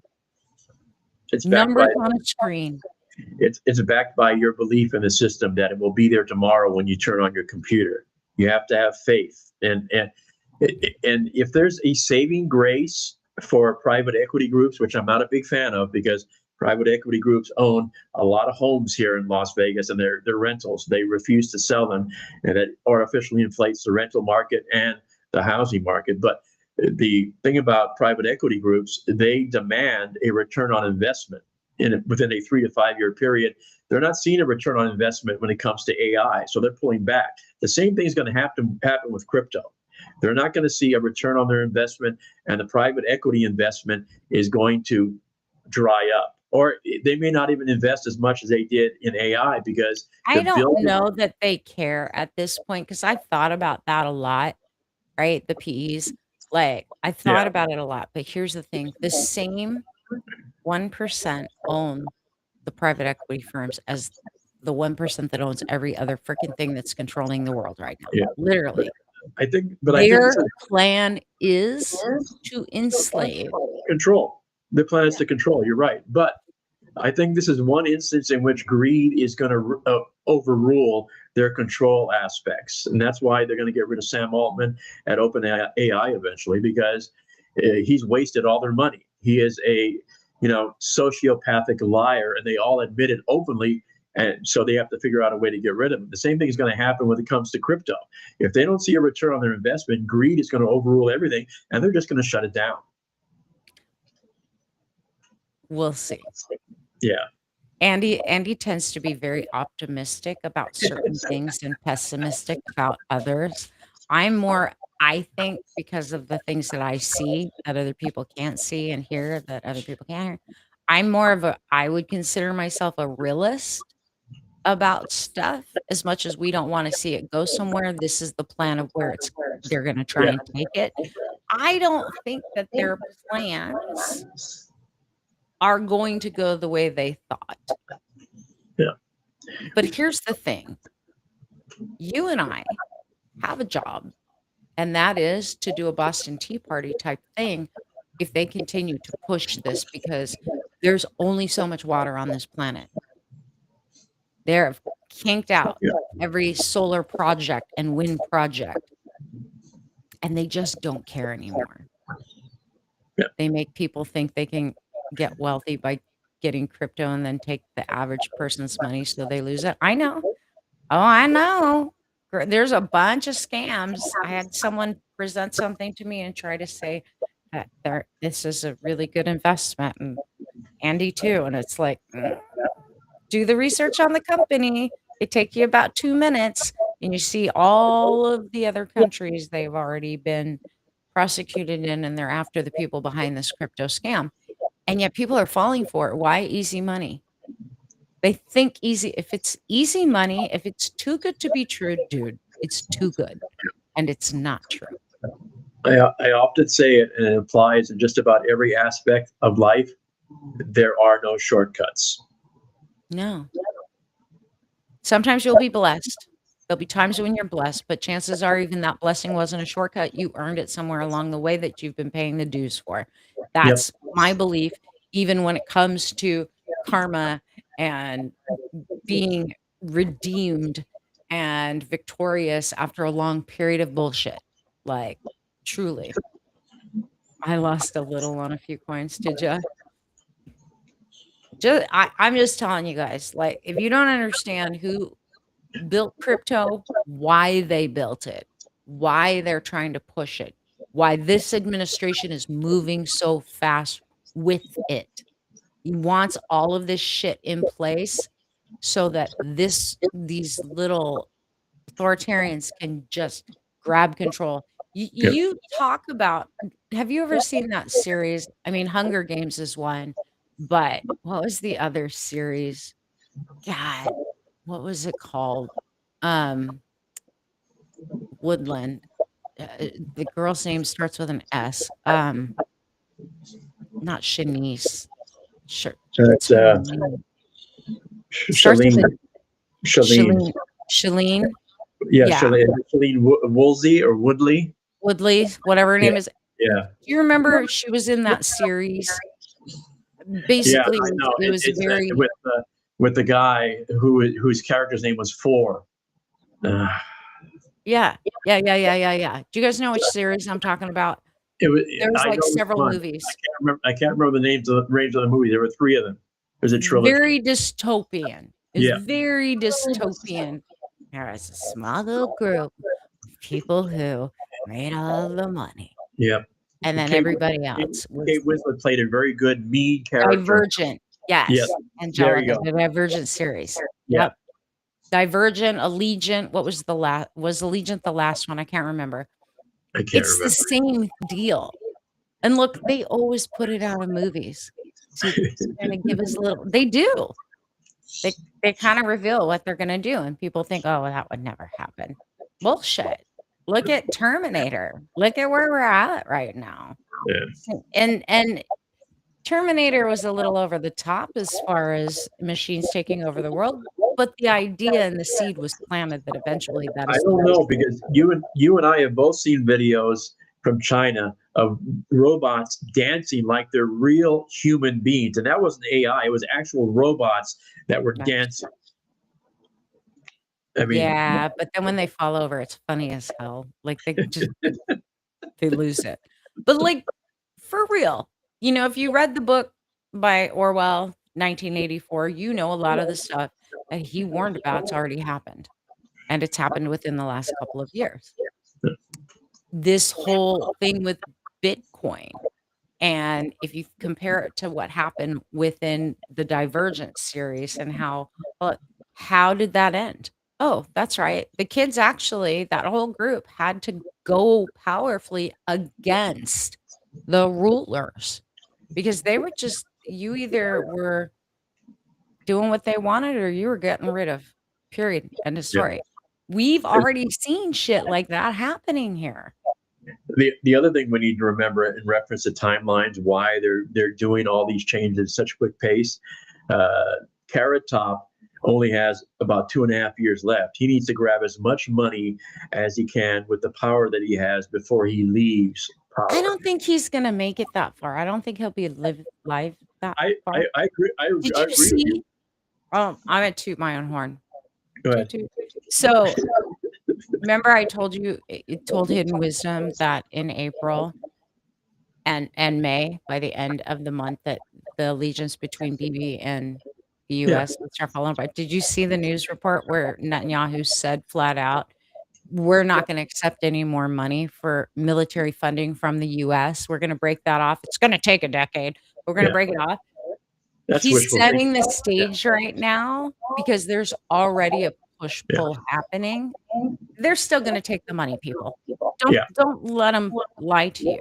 That's wishful thinking on his part to think that they could exist without our check. So Justice Runner saying he looked bad today going down the steps. He looks bad every day. yeah. He looks worse every day. He can barely keep his eyes open. But I mean, if you look at Truth Social and Devin Nunes, who used to run it, just got kicked to the curb. Truth Social's values down 93%. So Trump's taking about as much money as he can out of that. His crypto, his meme business, he's the only one that's made money off of that. People that have bought into it. His sons, the biggest news story of the week, his sons with their phone business, which it was going to be a made in America phone. The $100 that 500,000 people put down, was just to reserve a space. And if they read the fine print of their agreement, it was not a guarantee of a phone. So they literally have lost, or the Suns have made $59 million. That's non-returnable, non-refundable from the 500,000 people that put down $100. The grifting Typical runs. Trump University scam. Yeah. Yeah. And that Same happened this week. scam. Yep. So for the folks, if you put down $100 on the premise that you were going to get a phone that was made in America, a Trump phone, that they never had any plans to do that. It was just to get your money. And his followers, he did it to his followers. Yep. 500 million of Saying it. what a grifter. Exactly. Yep. Erickson trying to make some money grab deals. I know. You know who else is there with him? And I said this on the podcast. Thiel and Musk. Yeah. As well as Eric. They all went together. Yeah, I saw them coming down the steps on the plane when they got off the plane. I saw Eric right behind his dad. Musk and Thiel. What are they doing in China? But you know who they had to stop and pick up because they forgot to put him on the list? Was NVIDIA's head, Wang. For some reason, he wasn't invited to go meet the Chinese president. Andrea is asking me, they're Majul dates. They're the Terrasol. They're good. Dates. They're yummy. That's why they had to stop in Alaska, not to refuel. They had to stop and pick up one last person, the head of NVIDIA. For some reason, he wasn't on the guest list to go meet the Chinese president. Yeah. Yep. So they are yummy. Joseph Bronner's like, so I have their sun-dried apricots in my room, and then I leave them at Jewel Dates in my office for when I'm recording and stuff, and I get like, need some sugar. Yeah, high sugar count. They're all natural though. I love them too. Dates are really good for you as well. Like I could live on dried fruit. I literally could. But I was like sitting here listening to Annie and I was like, man, I need some energy. And then I look over and I'm like, oh, look. Plus, Mr. Milo keeps coming over here trying to get snacks oh, look at that. There he is. Because he thinks I'm going to give him one. You want a treat? Because I have treats in here for him too. Milo has peanut butter treats. Sit. He's been nice and quiet. Has he been laying there on his bed? No, he's been laying over here waiting for me to give him attention or let him come on camera. He likes to be on video. Brindy used to stream on Twitch. Uh-huh. And Milo, you just had some dates too. They're so yummy. Milo used to sit in range of the camera so he could be a live streamer. Price of dates has gone up. So a 2-pound bag of the Terrasol organic on Amazon's $22, but that's for 2 pounds. That's why I buy them there. That's not a bad price. For a 2-pound bag, that's a good price because we sell 16-ounce plastic containers over at my place, and it's like $14-15. Yeah, no, I got a bag of the dates, the 2-pound bag, and a bag of my sun-dried apricots, which I prefer than the dehydrated ones because dehydrated ones they don't taste the same, and while they're black, they're healthier. And Terrasol's a really good company. They have goji berries and stuff like that too. But I like their stuff. So if you guys are looking for a brand, I've been eating this brand for a few years. I'll never go back. And way better than what you find in the store. A 2-pound bag of that stuff, that should last me a good couple months. Mm-hmm. Like 2 pounds of Majul Dates is a lot. Because let's see how much sugar's in it in one. But there's no added sugar, correct? It's just there's no added sugar, no, but you're still talking sugars. It's got, I can't see for shit. Oh, I have glasses on my head. It's like, where's my glasses? 10 grams. 0 added sugar, 0 fat, 11 grams carbohydrates, 7 grams of sodium. Not bad. But it But has see, when calcium, it has iron, and it has potassium. But see, when you're eating it, which you know, and I know, that's one of the reasons I've quit drinking juices, is when you're eating the fruit, your body is able to process the sugar slowly, the way it's supposed to. When you drink, say, orange juice or pineapple juice, or my favorite, guava juice, the amount of sugar in there, your body cannot process that the way it's supposed to. I'm This is supposed to. Rona saying dried apricots usually have sulfur added. The organic ones from Terrasol, if you look them up, they're dried in the sun and they're black. They're not peach looking. They're sun dried. And they're so good. I don't think they have sulfur in them. I would have to look, but pretty sure that they don't. And like these dates are extra fancy ones. It literally says extra fancy on the bag. I have to be careful. Energy, potassium, medjool dates, extra fancy, nutrient dense. Oh, non-GMO, super important. I always check There you for go. that. Yep. And it's Yep. been verified. Non-GMO verified. I like the organic dried apricots with nothing added. The uglier looking ones. Yeah, the black ones. I eat the black ones, the sun-dried ones from Terrasol. Terrasol has a bunch of superfood stuff. I like that brand. And again, third party certified, tested, non-GMO, blah, blah, blah. You, the, to use the phrase, sometimes the uglier ones are actually the ones that are better for you. But we've been taught that, and apples are a great example. You know, when you go into the store, the organic apples generally don't look as shiny and new and nice than the regular apples. They But don't have the wax on them either. yeah, exactly. But they're the organic apples with the lack of luster and the shine that they don't shoot on them like they do with the regular ones are the ones you should be buying. But people are, the mindset is, I like the apples that are nice and shiny and new and pristine. That's not what you should be eating.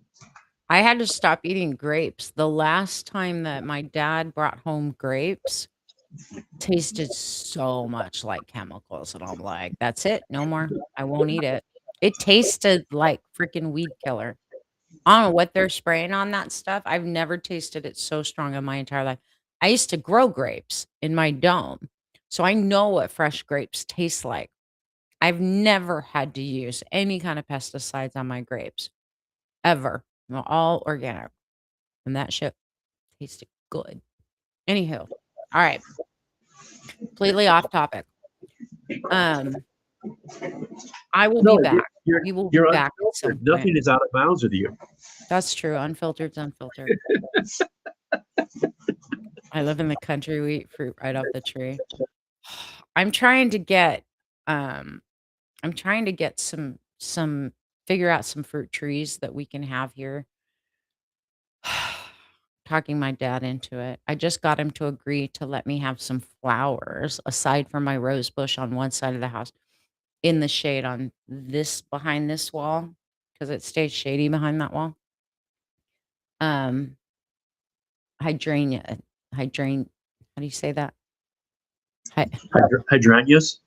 Yeah, I'm gonna plant some of those. Me and Brittany were talking about it, so I'm gonna bring some heat tolerant hydrangeas in for on that side in the shade, and then he's pouring me a cement walkway from my house to the office because I'm tired of getting eaten by fire ants and bugs, and then I'm gonna put down a nice patio out front of my office where I can put my table with my umbrella and chairs in front of my office. And then I'm gonna buy new patio furniture.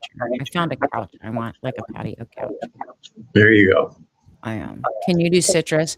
So I have lemon and lime in containers before, like, so 2021, the year that the first winter we were here, we had that big freeze.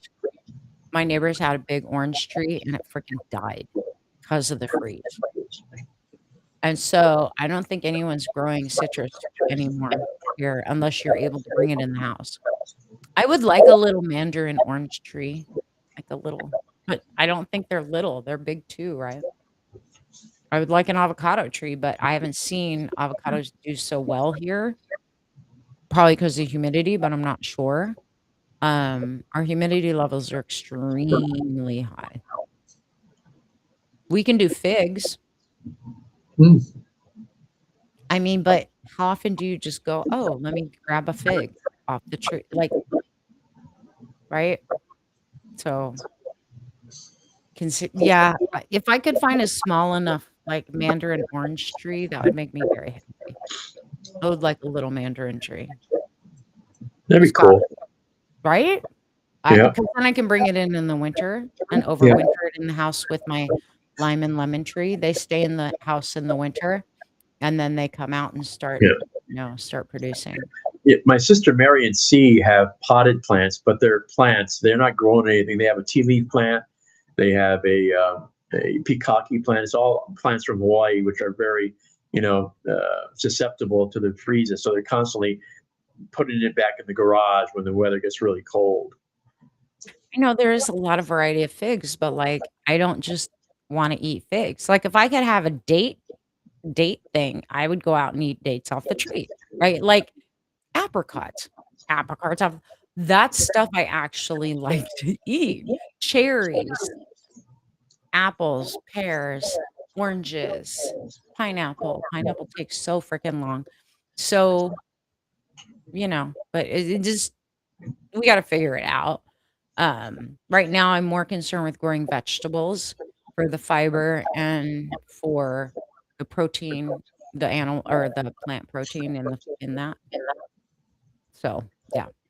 Anywho, all right. I don't know when I'm coming back. I have to finish Foundations project. I did get the episode up tonight. It launches in about 30 minutes on YouTube if you guys wanna watch episode 2 or season 2, episode 1 of the podcast. And the name of this season is We the People Have Power. All the episodes coming in this season is about standing in your damn power. Stand in your damn power. It's time we got together and start standing in our power. So it's totally different than what I thought it was gonna be, but that is what I got today.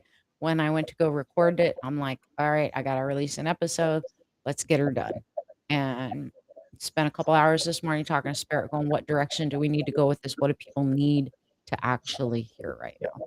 So go listen to the podcast, share the podcast. This is a 9-minute episode. I'm doing short episodes, not like hour-long podcasts, because I don't necessarily think that that's necessary, nor do I think that people have time for that crap right now. If you have not taken the income archetype quiz, go take it. If you know Take it. someone who needs some idea of where they stand, have them take the quiz. It's absolutely free. Yeah, it's free. And then if you're looking for your unique income blueprint based on your skills, your experience, your limitations, your needs and requirements, go look up my income blueprint, income generator blueprint. It's all the links I think are in my bio, maybe not the generator.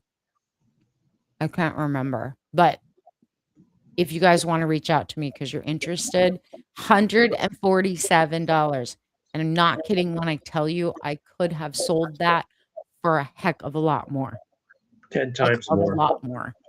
I'd say Yeah. 10 times more. It's worth it. Yeah. For Given real. what I know about the market. $147. I tried to make it accessible. So yeah. And it's the same with the foundations course. The business foundations course is really how to do your marketing and offers and pricing and business foundation and structure and blah, blah, blah, blah, blah, blah, and a 90-day roadmap so that you start out making money from the very beginning. And this is all of what I know as a 30-year veteran entrepreneur. And I put it all into one program. And that is only 597. Normally, like if this was 5 years ago, I literally would be charging thousands of dollars for it. Because we're in a jobless economy and people just don't have the money or the time or the bandwidth right now, and people are really having issues financially, I dropped it way down to a 10. It won't always stay at this price, but I'm gonna get it out to as many people as I possibly can at that affordable rate. And the other thing to remember about the course is if you go back, previously the way most people would do seminars, only one of those modules would be a whole course. You put everything together in one package. You're not going to need to go out and search out other aspects in order to complete this. It's all there for you in front of you, and she walks you through it like she's sitting right next to you. The modules themselves could be sold individually, but Bernadette chose not to do that. It's all in one place, And one I time. did take out a few modules. Like I had 12 and now it's down to 9. But each module has at least 5 lessons in it. So do the math. That's 40 lessons. Literally 40 lessons in for $597. Right. And it covers everything you need to know about how to package what you offer, the different streams of income, how to price. And I built a calculator. Like I built a spreadsheet calculator and walk you through. This is how you figure out your price if you're charging hourly. This is what you charge for. And there's different tabs in the spreadsheet. If you are going to be selling products, if you're going to be selling digital products, is a different tab. If you're doing consulting and advising, how to calculate what that is based on your deliverables. Like I broke it down for you so that you can price yourself properly and also within the limitations of what you absolutely need to make. So you have your minimum, what I call minimum floor. This is the minimum you have to make every month. And this is what it will take calculated backwards to make that floor. And then where do you want to go and what's the midpoint? So you have a pricing strategy and a guidebook of what to start with and where to head. And I broke it down, literally built a calculator for y'all. Just saying.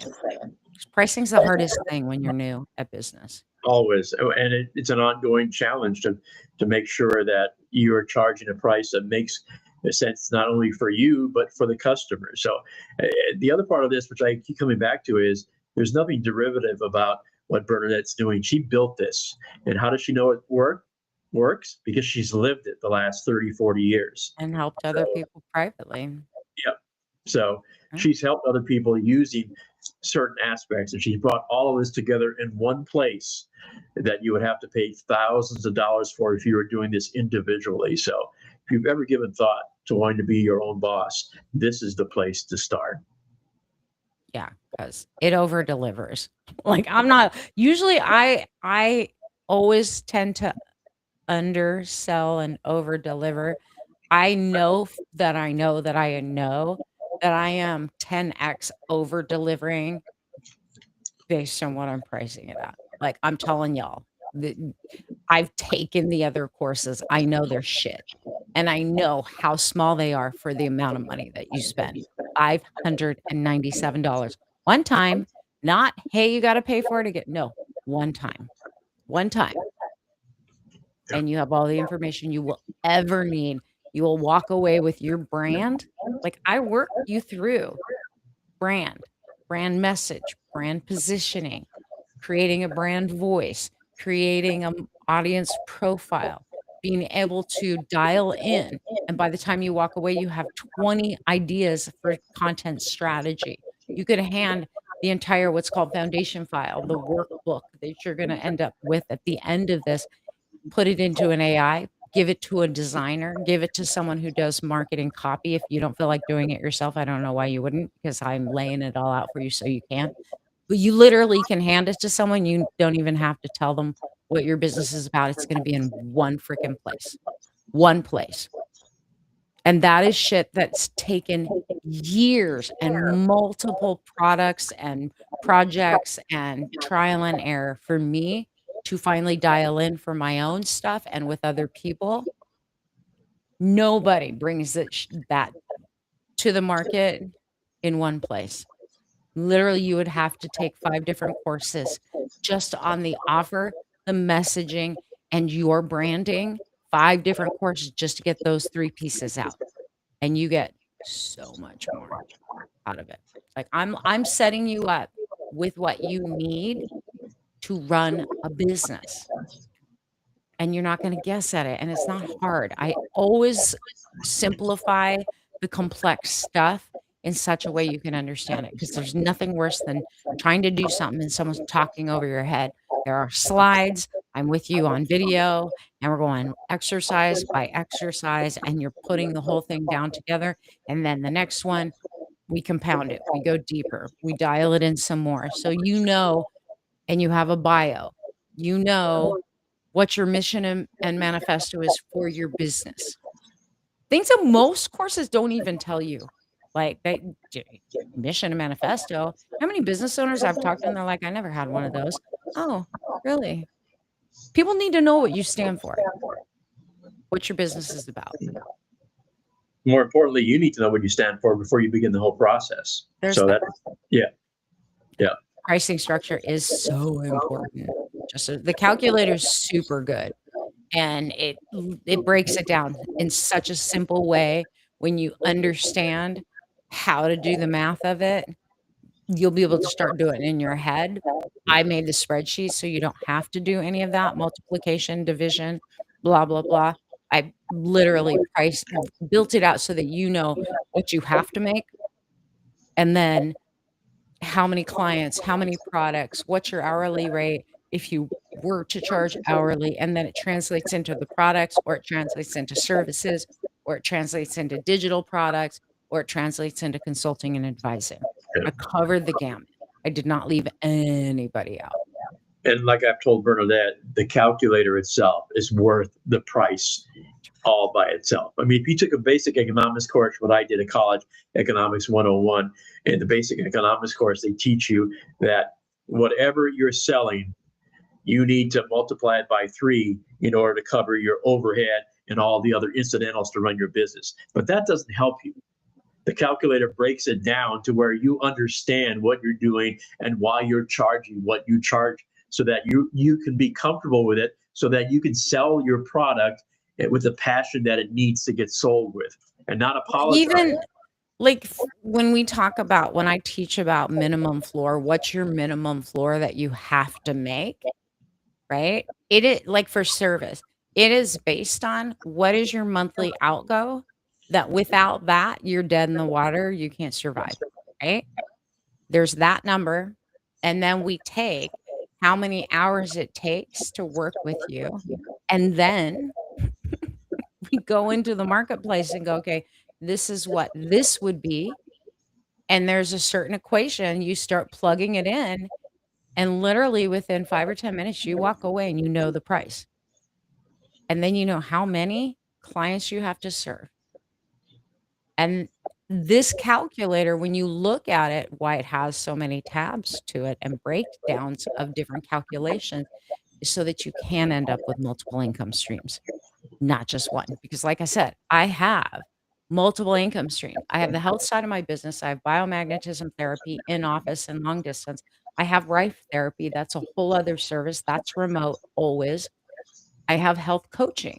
That's just on my health side. On my coaching side, I do business coaching. I do private coaching. I do transformational coaching in my groups. I have a monthly membership that's super affordable for 40. And then I have breakout products or breakout programs. The income generation suite of products now is the free quiz that goes into the blueprint. And the blueprint actually feeds into the foundations course. Anyone who does the foundations course, like in the first 4 lessons, I keep telling people, you need to take the blueprint, because you're going to take a lot of what was generated in your blueprint, plug it directly into the foundations file in the first 3 to 4 modules. Not all of them, you still got work to do, but you have a start, like you have a head start. And without it, it will take you much longer because you're starting from scratch. Where with the blueprint, you're plugging that stuff in and bringing it. And I tell you, section by section, if you have a blueprint, take section 2, copy and paste it here. If you have a blueprint, copy your section 11, paste it here. Literally, a lot of it's already been done. And it's not that we're repeating things, it's that the information flow to build a brand, to build a business, to build a content strategy, to build your manifesto and your mission and all of your offers with your pricing needs certain elements to go into it. And you could take months or years to figure this shit out all on your own, or you can come join the course and get it right the first time.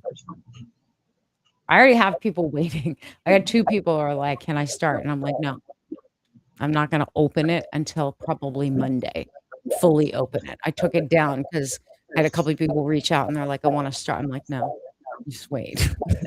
I like to have things done, and yeah. So, you can be one of the first ones in, and if you're interested, let me know. But do the blueprint because that in and of itself, I've had people do it within a couple of days, take their time and really deep dive it. I have people who've done it with me. Andy's one of them, and it takes about 3 or 4 hours to really get deep, and it's my system, and I was doing the typing, like, we walked through it. I took a couple of people through like that. You have to do it completely. And even Andy, I told him, "You can go back and redo the entire thing, and you're gonna get different information." So it's not like you buy the blueprint and you only do it one time. Buy the blueprint and do it again. Yeah. Because you're consistently growing, at least I hope you are skilling up. And like you said, you're not leasing this. You own it. So you can create multiple streams multiple times using the program. It's not a one-off. Mm-mm. Nope. So yeah, I'll be working on all of that. So I don't know when I'm coming back. Right now I'm behind schedule. Not that I had a schedule. I always give myself a deadline so I will get shit done. And I was very optimistic that I could finish it by today. That did not happen. Partially because I have reiterated it 3 full times now, and I'm on the 3.5 to 4th iteration and changing things, which means my 500 slides, I have to continuously change. So it's taken some time. So I'm giving myself now until Sunday, um, or Monday to get it all done. Just saying. Oh, we lost Andy. Mr. Andy froze. I don't know where he went. Anyhow, I'm gonna jump off before we lose any more on the stream. I hope you guys are doing well. Hang in there. Go watch the podcast. Leave me a comment, especially if you're on YouTube. And if you're on Apple or Spotify, I'd love for you guys to follow that podcast. Leave a comment or a rating on there. It helps me more than you really more than you know. Your computer battery died. That's cool. No, I gotcha. I thought maybe that you got knocked off because that's what's been happening tonight. But yeah, I'm